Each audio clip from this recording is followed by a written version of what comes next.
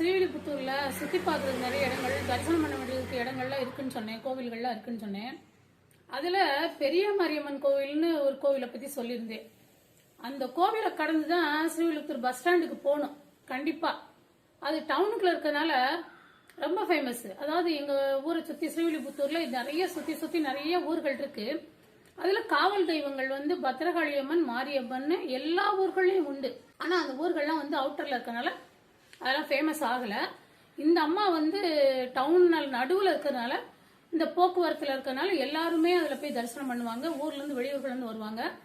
அந்த கோவில்ல வர மார்ச் 18ஆம் தேதி பூக்குழி திருவிழா இருக்குது.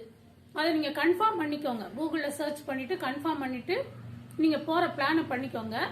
அது வந்து நீங்க காலையிலேயே போய் தரிசனம் பண்ணணும். அந்த பூக்குழியவும் சாமி கோவிலையும் தரிசனம் பண்ணணும். ஏன்னா மத்தியானத்துக்கு மேல அந்த ரோடெல்லாம் பிளாக் பண்ணிடுவாங்க, போகவே முடியாது.